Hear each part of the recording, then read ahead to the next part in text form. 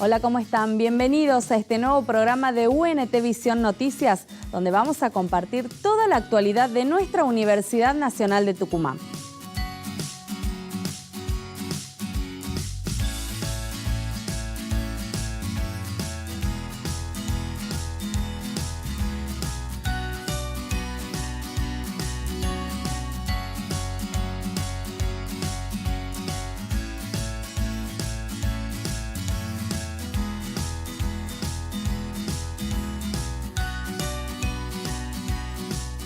El programa radial Proposiciones, que se emite por Radio Universidad, realizó una jornada de concientización en el Día Mundial del Síndrome de Down.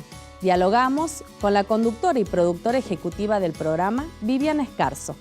La campaña de concientización hoy es sumarse como radio universitaria, que tiene un equipo integrado en el país, sumarnos a esta propuesta que han realizado algunas organizaciones del tercer sector sobre las personas con síndrome de Down, porque hoy precisamente se conmemora el Día de la Persona con Síndrome de Down. No es una celebración, es una conmemoración, pero para visibilizar a la persona con síndrome de Down, con todas las barreras que esta sociedad todavía le pone en el camino y que son personas que tienen capacidades increíbles para realizar, como cada uno de nosotros, determinadas actividades. Recién me dieron un certificado del curso de radio y locución.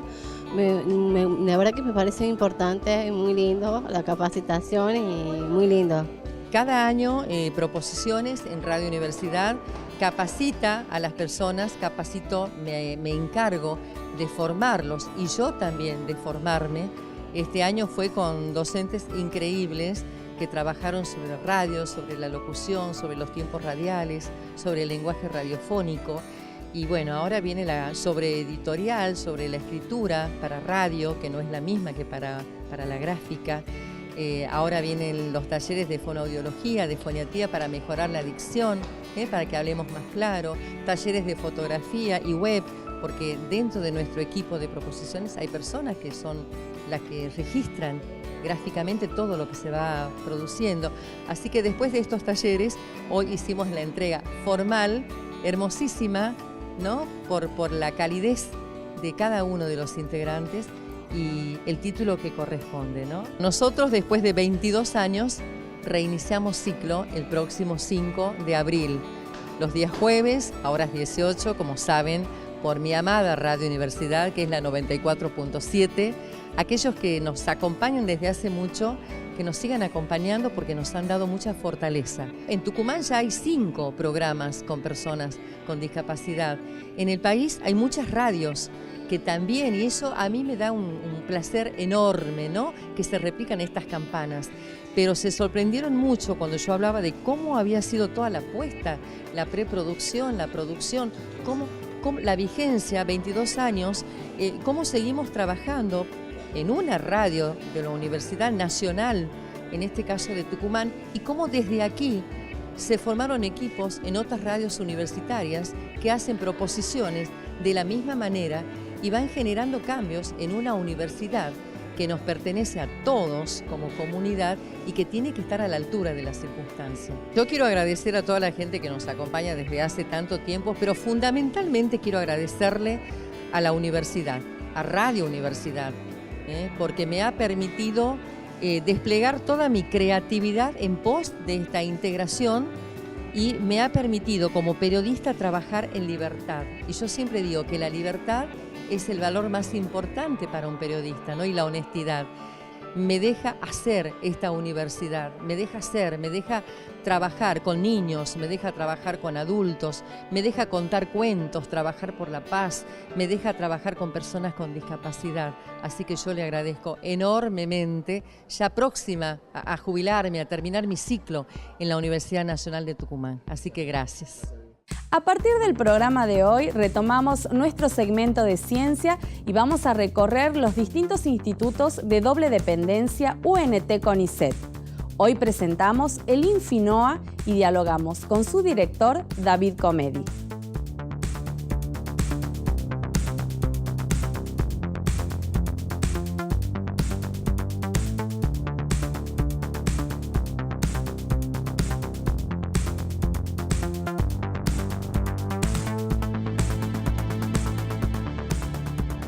En el Infinoa es un instituto de reciente creación y hemos unido grupos de investigación que vienen trabajando hace muchos años, pero recién ahora estamos empezando con un nuevo proyecto, que es el proyecto institucional del Infinoa, y que involucra justamente el área de energía. Todos sabemos de que estamos en un momento de crisis, no solo a nivel mundial, por el aumento de la población mundial y la escasez de petróleo y de otros combustibles de origen fósil, además del problema del calentamiento global producido por las emisiones de dióxido de carbono, por la combustión de los combustibles. Entonces, el problema de energía es el futuro mismo, ¿sí? Que tiene todo que ver con la física.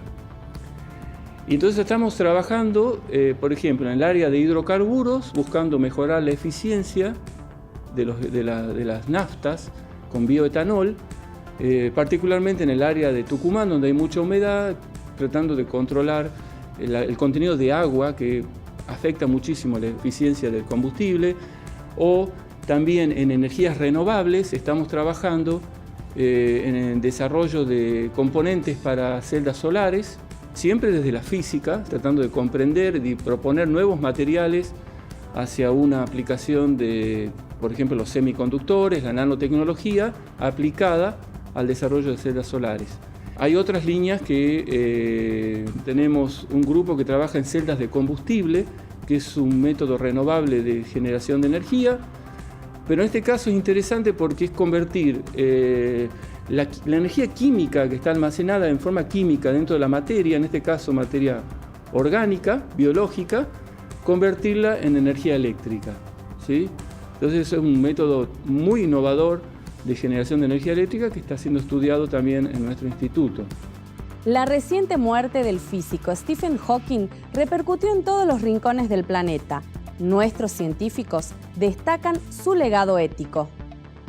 El científico, de alguna forma, desde su lugar, desde sus conocimientos, muchas veces puede alertar sobre ciertas consecuencias de comportamientos humanos que a veces los políticos no tienen en cuenta.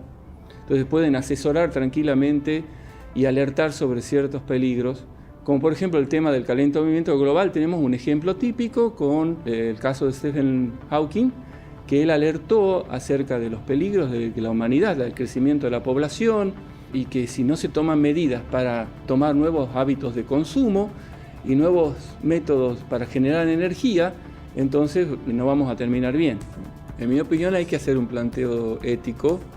Yo no creo que la ciencia pueda ser tomada como algo impoluto en el sentido de que no es capaz de producir ciertos daños, ¿sí? El conocimiento científico da mucho poder a la humanidad y no es posible que ese poder quede solamente en manos de los políticos.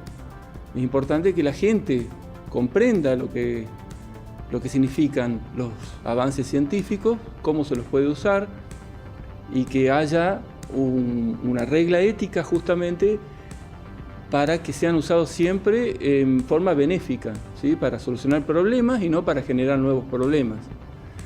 Entonces es complicado porque muchas veces la cuestión ética depende de cada cultura, depende de a quién se le pregunte, pero tiene que haber una discusión permanente sobre eso y de ninguna manera permitir que eso quede suelto a un líder político, por ejemplo, que pretende solamente lograr mayor poder usando los métodos científicos, ¿sí? O incluso las empresas que pretenden solamente vender más usando los avances científicos.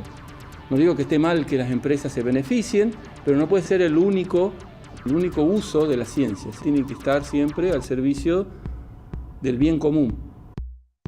Ya volvemos con mucho más UNT Visión Noticias.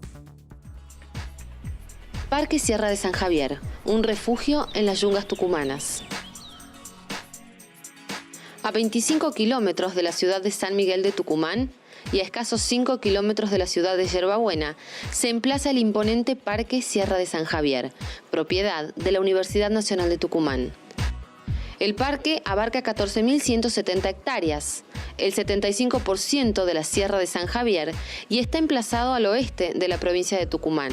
Universidad Nacional de Tucumán, 100 años iluminando el pasado, 100 años proyectando el futuro. Hoy compartiremos un nuevo capítulo de la serie Interacciones, una producción de la Red Nacional Audiovisual Universitaria, donde participan las diferentes universidades públicas del país. En esta oportunidad vamos a compartir un proyecto de la Universidad Nacional de Rosario.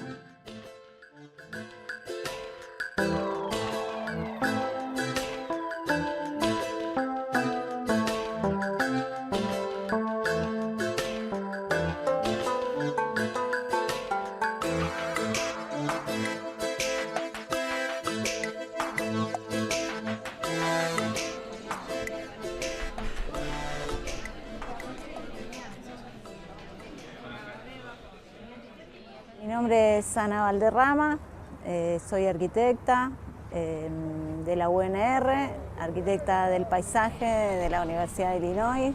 Soy vicedecana de la Facultad de Arquitectura, directora del Movimiento Cultural Matéricos Periféricos.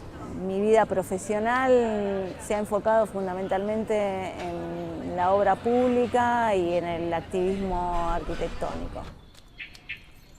Tengo interés en dedicar mi tiempo en poner a la arquitectura al servicio de los sectores populares, que la obra de arquitectura tenga un impacto para mucha gente, y no me interesa particularmente estar detrás de las obras privadas individuales.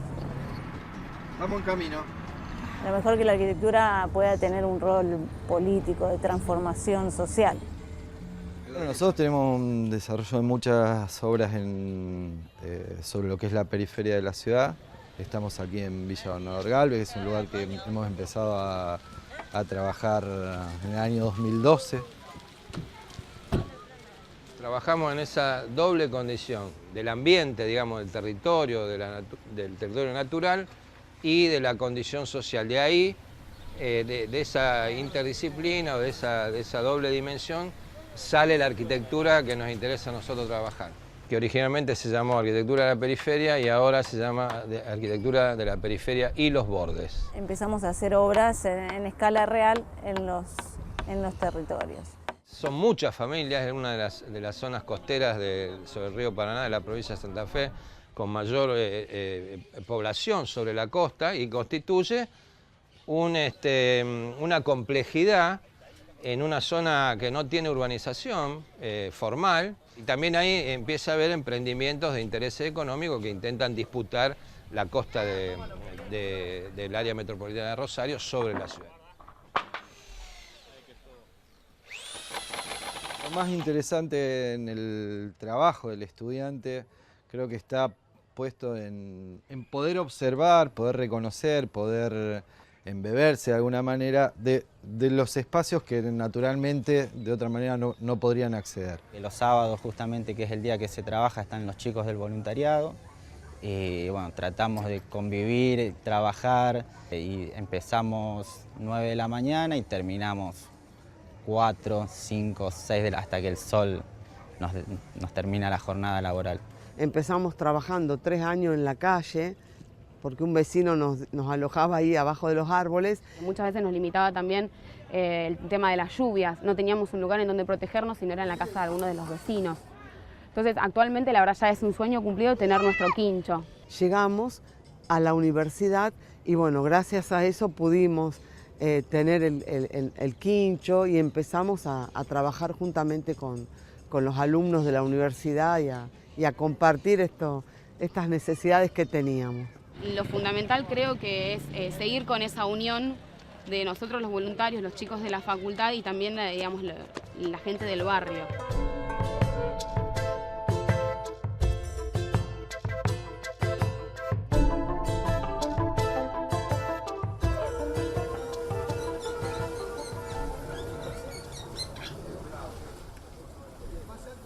Soy una tercera generación de pescadores justamente. Mi abuelo vivía justamente acá a la orilla del río, mis viejos también, así que venimos heredando lo que es la pesca. Me crié justamente también pescando con mi viejo, así que bueno, es una tradición. estamos en diálogo con una cooperativa de pescadores para hacer una obra más ambiciosa, que ya la vamos a ver, que es una cámara frigorífica con un área social para la comunidad. Bueno, el tema del armado de la cooperativa justamente es el saltar el tema del acopiador, ¿sí? Hacer una venta directa con lo que es los frigoríficos, restaurantes y lo que se puede hacer mejorando siempre la calidad de vida del pescador al tener un ingreso mayor al que están teniendo. Los chicos que estudian en la facultad, ellos hacen una visita mensualmente y vienen a trabajar, vienen a colaborar, vienen a conocer también lo que es las necesidades de la gente también acá, para que no quede oculto a otras personas que tienen otra calidad de vida, ¿no? Completamente distinta a la gente que vive cerca de la orilla del río.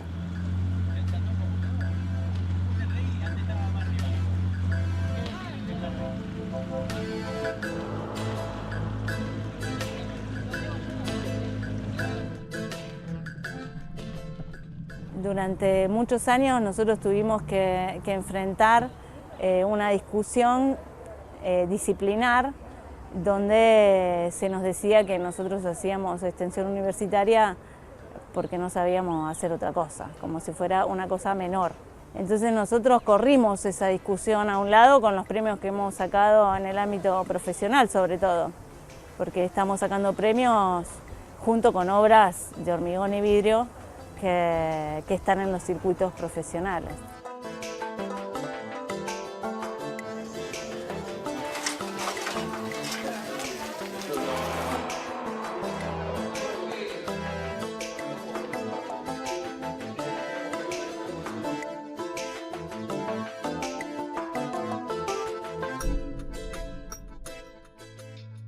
Cada 2 de abril se celebra el Día Internacional del Libro Infantil, una fecha instituida para generar hábitos de lectura en niños y jóvenes. Sobre este tema hablamos con la escritora e investigadora Honoria Celaya de Nader. El 2 de abril es uno de los días para la humanidad muy trascendente y no es una exageración, porque celebramos el Día Internacional del Libro Infantil. ¿Por qué el 2 de abril? Porque es en homenaje a Hans Christian Andersen, este gran escritor que nos ha legado tantas páginas bellas en cuanto a infancia, sueños y fantasía. ¿Qué es la IBI? Eso es lo que crea Hela Lehmann. Es la Organización Mundial para la difusión del libro para jóvenes. ¿Qué hace Hela Lehmann? Hace eso, creer que a través de la literatura infantil podemos formar los niños con mensajes de paz. Y algo muy curioso, todos los años se elige una nación para que represente la difusión de esta fecha. Este año le correspondió a Letonia. Una carta de la escritora y una imagen que es bellísima, creada por un ilustrador.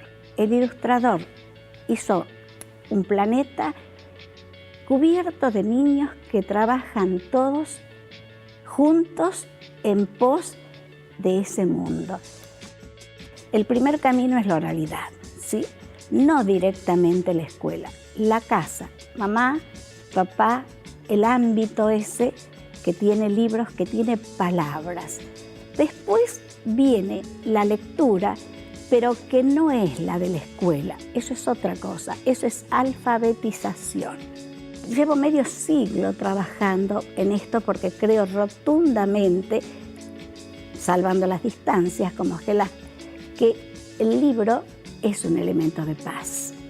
Y en Tucumán pensamos en hacer lo que hace la IBI internacionalmente.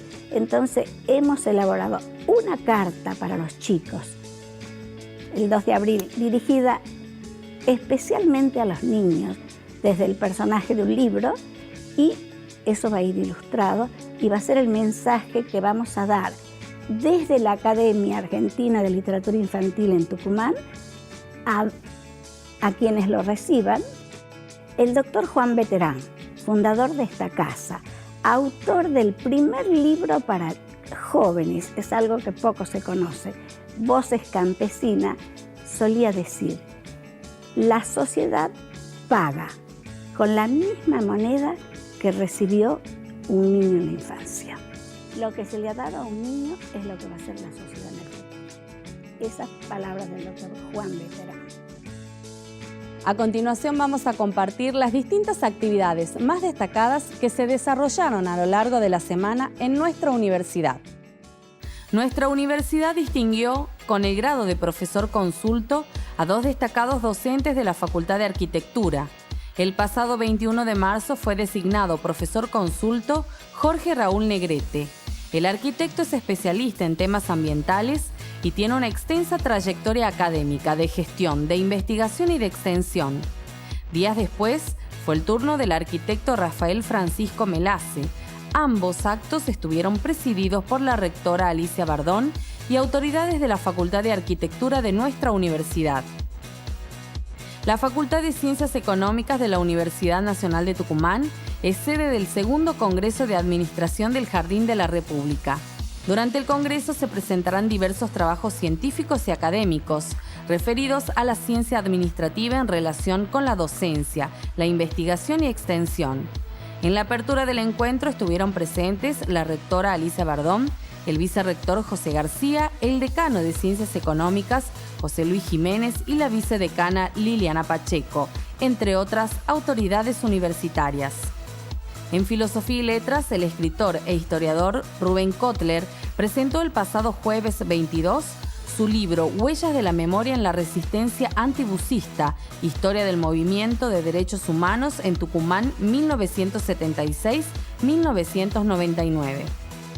En Tucumán funcionaron o militaron algunas agrupaciones que van desde familiares a madres detenidos desaparecidos de Tucumán, que después se transformó en Madres de Plaza de Mayo, una asociación, la Asociación de Abogados por los Derechos Humanos, que tuvo un marco de acción acotado allá en los primeros años de la transición a la democracia, la Asamblea Permanente por los Derechos del Hombre y finalmente la agrupación Hijos, surgida a mediados de los 90.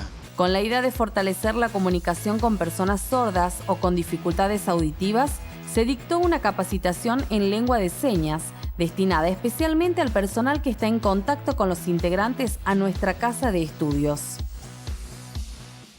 Si querés ver algunas de nuestras producciones, podés visitar nuestro canal en YouTube o seguirnos en las redes sociales.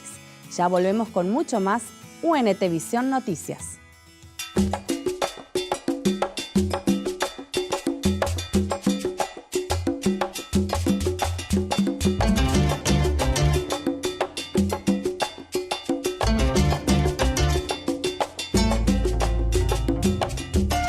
Universitario es hoy un actor fundamental en la construcción de nuevos horizontes comunicativos. Las universidades públicas de nuestro país no solo están produciendo, sino que lo están haciendo en red. Somos la RENAU, Red Nacional Audiovisual Universitaria, y en el marco del Plan Federal de Producción de Contenidos Audiovisuales Universitarios, estamos creando la Plataforma Nacional Audiovisual Universitaria, que nos permitirá distribuir las producciones de todas las universidades públicas y de otros organismos a todos los rincones de nuestro país. Estamos construyendo un nuevo modelo de televisión desde y para todo el país. Esto es Mundo U, la Plataforma Nacional Audiovisual Universitaria.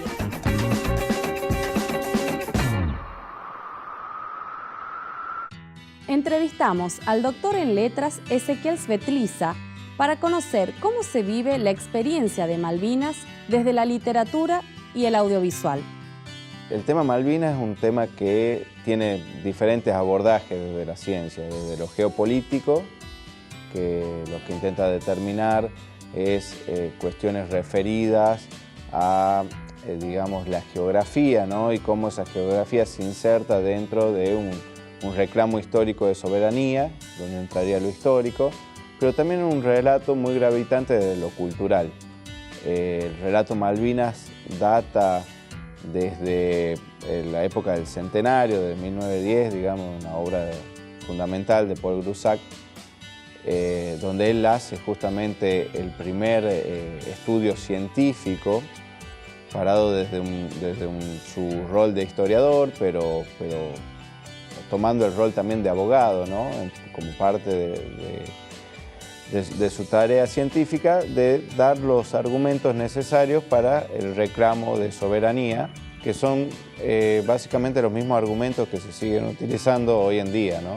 Él habla de que no existe una preeminencia de descubrimiento de parte de Inglaterra. Él data de que el descubrimiento fue en realidad de un marinero holandés. También la cuestión de que geográficamente, o por su paisaje, o por su fauna y su flora, las islas son en realidad una dependencia geográfica de la Patagonia argentina.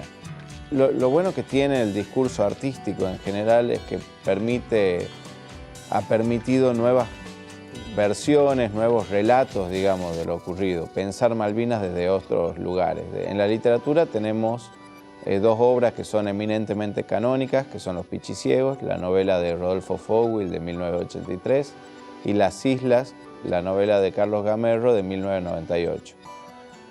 Son obras que nos permiten, junto con muchas otras que se dieron, incluso podemos mencionar también en esta línea Montonero, La Ballena Blanca de Federico Lorenz, que es del 2012, que nos permite pensar Malvinas como un relato cultural gravitante y como un punto de encuentro. Fijémonos que Argentina, o los argentinos, siempre nos encontramos divididos ante determinadas cuestiones sociales y políticas. Lo que hoy llamamos la grieta se puede detectar incluso desde el Civilización y Barbarie de Sarmiento, ¿no? Y esta lucha de unitarios y federales, y así siguiendo se pueden encontrar esos antagonismos, digamos, y Malvinas, sin embargo, tiene un poder que es el poder de unanimismo, digamos, es decir, todos coincidimos en que las Malvinas son argentinas, un relato que viene muy fuertemente construido desde la escuela. La literatura permite desmitificar ese relato, digamos, es decir, cuáles son los fundamentos reales para que nosotros pensemos o volquemos nuestro nacionalismo en la causa Malvinas. Eso por el lado de la literatura, donde la guerra aparece en una clave de absurdo, en una clave de parodia, donde se cuestiona mucho este discurso nacionalista, ¿no? Y territorialista. Ezequiel Svetliza actualmente investiga el relato testimonial de excombatientes de Malvinas residentes en Tucumán. Seguimos charlando con él sobre este tema tan significativo para nuestro país. Por el lado del cine, las películas que nosotros más conocemos, que son Iluminados por el Fuego, de Tristan Bauer, y Los Chicos de la Guerra, de Bebe Camín, han contribuido a generar no a generar, sino a solidificar un estereotipo respecto de los excombatientes. Esos distintos discursos que circulan socialmente han contribuido a consolidar el estereotipo de los excombatientes o los soldados o los veteranos como chicos de la guerra, ¿no? Un estereotipo que se consolidó durante mucho tiempo y que costó bastante pensamiento y bastante relato y bastante militancia por parte de los excombatientes asumir un rol que más se acerca al de héroes o al de protagonistas y no al de víctimas. El libro que va a ser próximamente editado por EDUN, que está en proceso de edición en realidad, lo que propone es hacer una revisión de estos grandes relatos de Malvinas, desde Paul Grusac y sus relatos históricos hasta los relatos ficcionales, pasando por la literatura y el cine, ¿no? Es decir, viendo que distintas representaciones se ha hecho de esos relatos, qué visiones hay acerca de la causa nacional, acerca de sus protagonistas, que son los excombatientes. Hay muchas disputas simbólicas tanto en la ficción como en el discurso histórico, ¿no? Es decir, en Malvinas está asignado mucho de lo que nosotros pretendemos como nación o creemos que es una nación, digamos. El discurso nacionalista, que es fuertemente criticado justamente en los discursos ficcionales, como el de las novelas y algunas películas, me parece que nos lleva justamente a cuestionar esa visión del nacionalismo y esa visión de la causa nacional. Generalmente nosotros aceptamos la causa nacional como un axioma, eso que nos enseñaron desde la escuela primaria, que las Malvinas son argentinas, y no las cuestionamos. La ficción se permite cuestionar ese discurso, se permite cuestionar sus fundamentos, y me parece que es una vía muy saludable para pensarnos a nosotros mismos como argentinos, como integrante de una nación, ¿no? Llegamos al final de nuestro programa, nos vamos a reencontrar el próximo viernes al término de TV Prensa Primera Emisión, aquí en UNT Visión Noticias. Recuerden, somos la televisión pública universitaria, por Canal 10.